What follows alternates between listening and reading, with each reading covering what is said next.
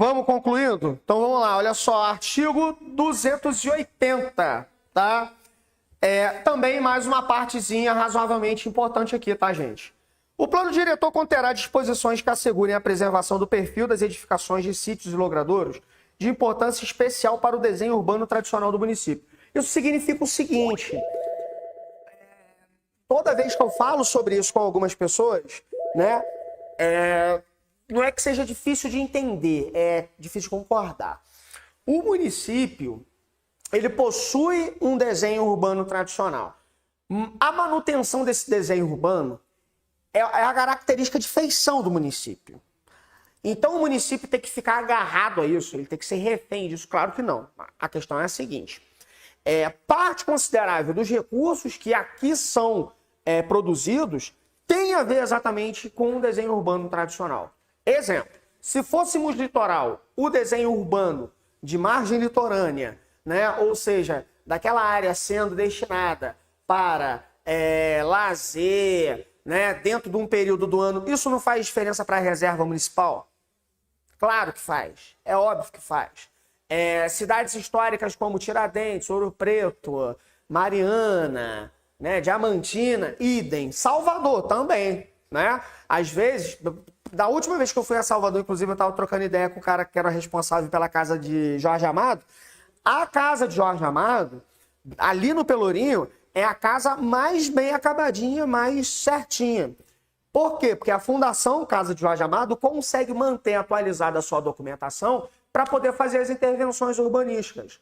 Já o logradouro, né, do Pelourinho, cara, que é gente muito miserável que mora ali.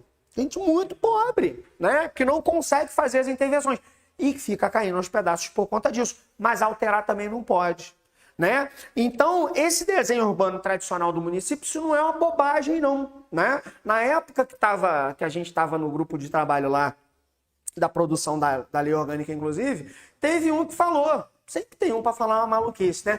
Mas, coitado, ele estava inocente no rolê. Depois ele acabou pegando a minúcia. Ele, pô, não, beleza. Agora entendi do que se trata, né? Porque aí a gente vai trazendo essas informações. Esse desenho urbano, é claro que ele pode passar por intercorrência, né? Mas uma intercorrência muito profunda pode impactar negativamente. Então é melhor que se preserve, né? É melhor que se preserve.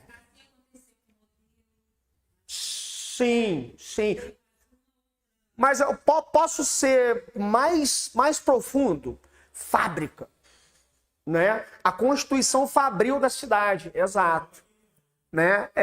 Aqui, a Ipu, a Haga, a Sinimbu, isso fez parte, ainda continua fazendo parte de um desenho urbano municipal, né? Então, por exemplo, vamos destruir a arte. Não, intervir sim, tá intervindo. Da aula aqui de manhã é um inferno, né? Eu tô falando, tô falando, não sei o que, à noite não, à noite é tranquilo, né? Mas de manhã é um inferno. Mas as intervenções, elas são possíveis, inclusive ótimas. Cria acessibilidade, mete um elevador onde não tem, né? Na Ipu, na ARP, mesma coisa. Agora não, vamos diluir isso. Claro que não, meu irmão. Não pode.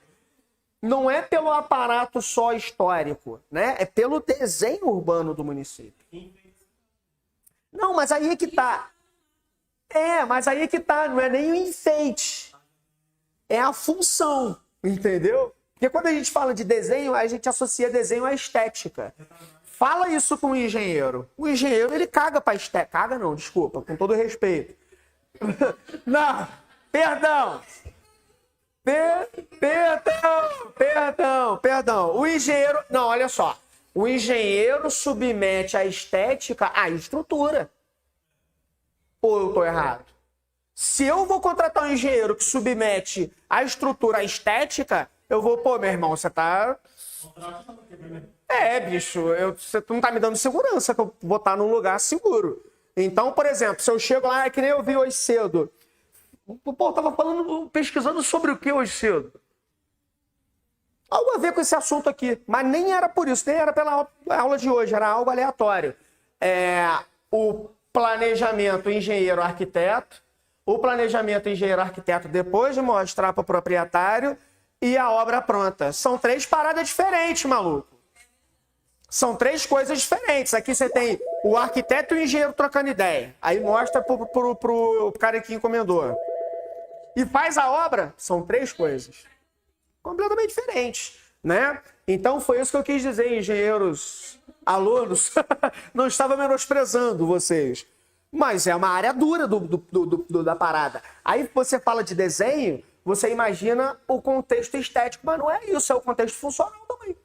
Não é o contexto funcional do bagulho. Você quer falar alguma coisa, Regi? Não? Artigo 281, em havendo pretensão estratégica de ampliar o seu perímetro urbano. O que seria essa pretensão estratégica?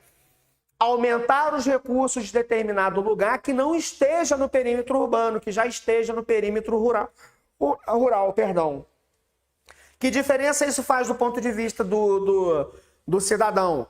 Ele pode ter acesso a mais serviços, porque a gente já viu, a gente já falou, eu vou falar mais uma vez porque tem coisa que a gente precisa repetir, né? Por uma iniciativa pedagógica. O centro urbano é o mais complexo, portanto é o que mais recebe recursos, né? A ampliação do perímetro urbano para a área que vai sofrer com esse processo de ampliação, ou seja, que antes era rural e passa a ser perímetro urbano, ela vai ter mais recursos. Ou, né, subentende-se dessa maneira. Respeitados os limites a serem estabelecidos nos termos do princípio constante. Aí, ó, demarcação do novo perímetro, ou seja, até onde ele vai.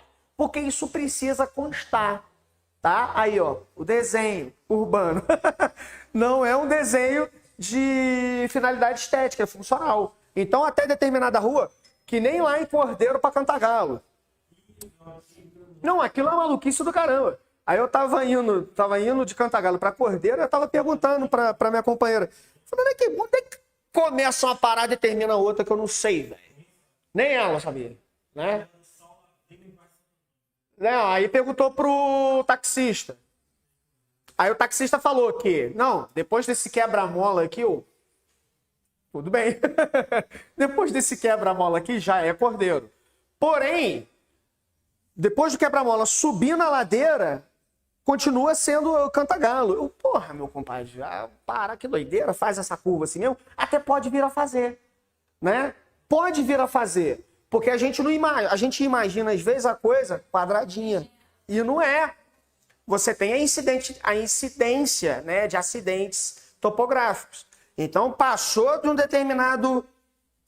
acabei de falar agora, quebra-mola. Mas na ladeira ali continua sendo Cantagalo, tem motivo para continuar sendo, né? Então essa demarcação ela é fundamental. Delimitação dos trechos com restrições à urbanização, ou seja, não pode urbanizar por conter algum tipo de manancial, nascente, tá? Ou pode sofrer com um processo de erosão, né? A erosão é braba. Você olha assim, a parada tá reta, tá bonita, vou construir. Mas não tem o conhecimento da profundidade do solo, se tem nascente embaixo, aquela porra vai entrando água, o troço cai, né? Sujeitos a controle especial em função de amizade. Aí, viu? Exatamente o que eu falei. 3. Definição de diretrizes específicas e de áreas que serão utilizadas para a infraestrutura, sistema viário, equipamentos e instalações públicas, urbanas e sociais. Ou seja, nessa ampliação do perímetro urbano, por exemplo, ponto de ônibus. Quantos pontos de ônibus, qual a distância de um ponto de ônibus para o outro? É possível haver ali uma estação de apoio ao usuário? Qualquer algo do tipo. Isso precisa estar aqui. Definição de parâmetros de parcelamento, ou seja, de onde até onde se fatiará aquela área que pertencerá a partir daquele momento ao perímetro urbano. Eu gosto de usar alguns exemplos, por exemplo, indo para Campo do Coelho, passa ali por Cardinó, né? Tu passa por uma placa que está escrita ali, exatamente, perímetro urbano, dali em diante, meu irmão, é zona rural, né? É localidade, vila, e por aí vai, né?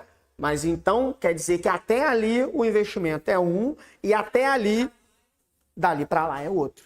A exigência de aparelho público é uma, a exigência de aparelho público de lá para cá é outra, número de escola, creche, por aí vai.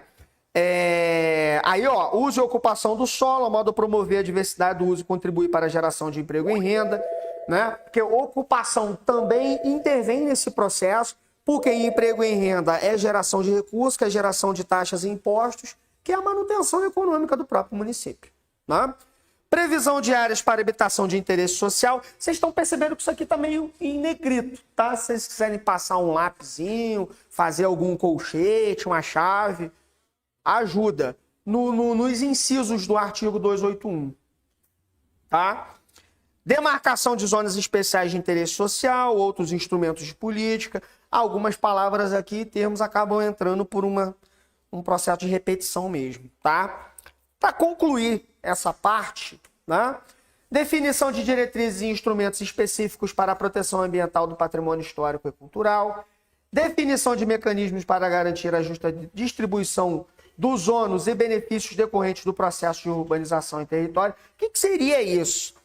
Vou falar isso, na verdade, e a gente encerra por hoje. Garantir justa distribuição de ônus e benefícios é o seguinte: uma empresa ela pode vir a ser prejudicada por conta da alteração de estatuto de perímetro, né? Ela pode ter que pagar mais imposto por sair da zona rural e pagar mais imposto por estar na zona urbana. Isso aí, inclusive, é um problema também envolvendo Macuco e Cantagalo, por conta de uma cimenteira que tem lá. Viu só? Tô sabendo, rapaz. Agora eu tô naquela área. Tô por dentro. E na sementeira ficou a briga de Macuco e Cantagalo. Aí o que aconteceu? O Cantagalo pegou essa sementeira, pegou, falou, vai, bora, e Aham. então esse bairro é nosso. Sim. Foi aquele seu aqui em Barbosa. Sim. E quem ganhou Já tá aposentado já. É porque não ganhou a cimenteira, ganhou o espaço onde a cimenteira está. Se a cimenteira quiser ralar dali, ela pega e vai embora. Exato. Mas não sai porque é lucrativo estar ali, né? Então, a definição... Isso. Então, tem que ter uma definição desse tipo de mitigação do ônus, porque aí exatamente pode pegar e provocar a saída de uma empresa. Então, chama-se a empresa, conversa com ela, isenta o imposto, né? Para que ela não saia, porque ela está gerando recurso para a cidade, tá? E aí, no caput, no parágrafo 1º, o projeto específico que trata o caput deverá ser instituído por lei municipal a atender às diretrizes do plano diretor. Ou seja, nada do que será feito sobre o processo interventivo geográfico no município acontecerá se não for de maneira legislativa. Que aula incrível, hein? É por isso que os nossos alunos são aprovados, muitos deles nas primeiras colocações, nas primeiras posições, por causa de professores que sabem resumir um conteúdo muito grande de forma simples e objetiva, como foi feito nessa aula. E hoje é sobre isso que eu quero falar com vocês.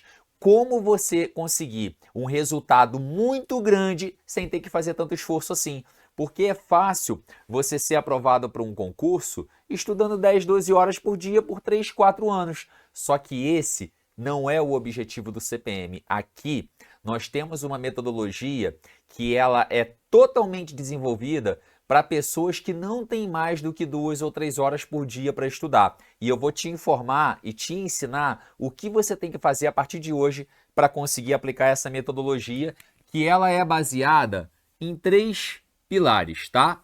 O primeiro pilar é a videoaula, como essa videoaula gratuita que você assistiu aqui agora. Então eu vou colocar aqui aula.